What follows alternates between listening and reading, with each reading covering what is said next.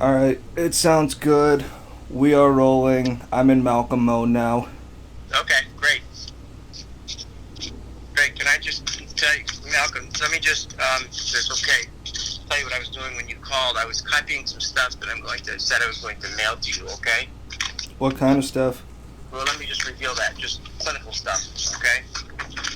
It's a three pages on tapping procedures, okay? Pretty cool. And incorporated in that is a interesting part of it that I've never heard about, but it would be something it seems like you would be interested in. It's a 20-minute writing activity. And they couch this in terms of trauma. But in this day and age, almost anyone can be considered to have gone through some kind of trauma. Well, every micro fucking aggression is trauma now, so... Right, exactly. So, just keep that in mind. Hold up, we gotta pause because there's a plane going right over my head. I can't hear a word. Okay. Oh, I love Studio A. Alright, it's gone. Sorry.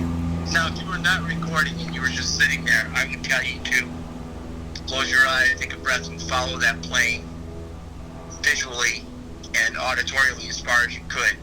In other words, imagine that plane flying through the clouds and listen to it until you can't hear the sound anymore. It's a very good deepening procedure in hypnosis. And I was explaining this to my spirituality group the other day, and one of the women was talking about a difficult time meditating because she had to move back to the city for her husband's treatment, cancer treatment and COVID treatment, and she had to rent an apartment. She has little kids upstairs and little kids downstairs, and it's always noisy. So I was giving some suggestions on how she can combat the noise. And I said, well, instead of having it distract you and focusing on it, try to bring it into the meditation or hypnosis yourself. And I gave that example of the airplane. I'm sorry, someone just texted me. So anyway.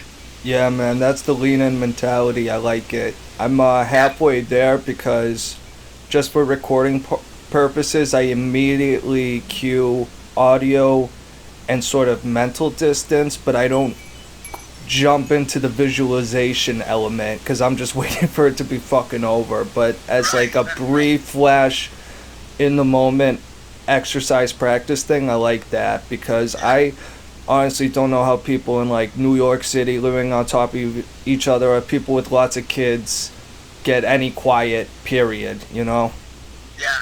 Yes, I know. Analogous to that would be a situation where you're caught in a little traffic jam or at a red light and nothing's moving and everybody is beeping their horns and swearing at each other and microaggression, road rage stuff going on.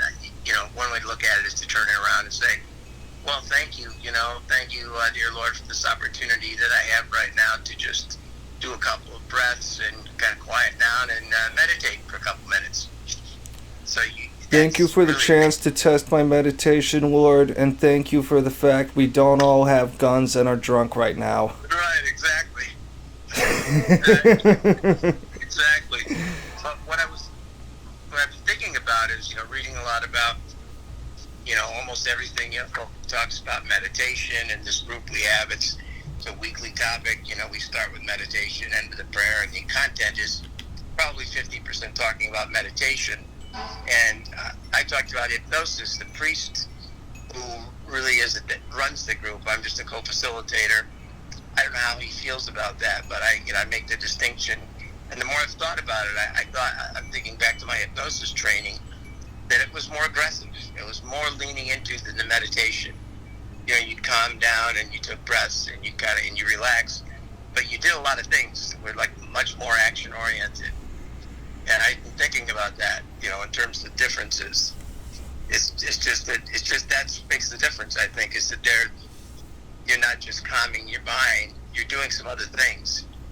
You're redirecting energy too, because it's very, just to go with the sitting in traffic example, it's very easy to just sit there and get angrier and angrier. Yes, that's exactly the point. That's it, Malcolm. That's the point. You're redirecting your energy. And To convince people to do that is another story. But anyway. Oh yeah, So, trying to sell gratitude's the attitude to anyone is just always gratitude is the attitude, right? Yes, exactly. as opposed to you're perpetually victimized. It's like, well, if Yeah, I'm exactly. victim, well, I don't have to be responsible. Exactly. What a wonderful thing. You got Oh, it. now we got another plane. Let me try to practice this one. Okay.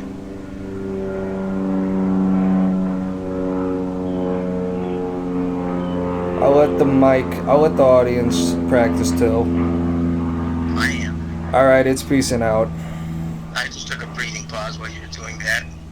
Alright, so anything else, or do you want to segue to the next, the first agenda item? To tell you what I'm sending you, finish telling you. So one is that there's some stuff on tapping, and then there's some stuff on another page I'm sending you just on breathing, just, because of your interest and your commitment to Wim Hof. It's just sort of like, yes, deep breathing will work eventually, so it's just kind of 4 or 5 little things. And then the last thing is a kind of cognitive behavioral page.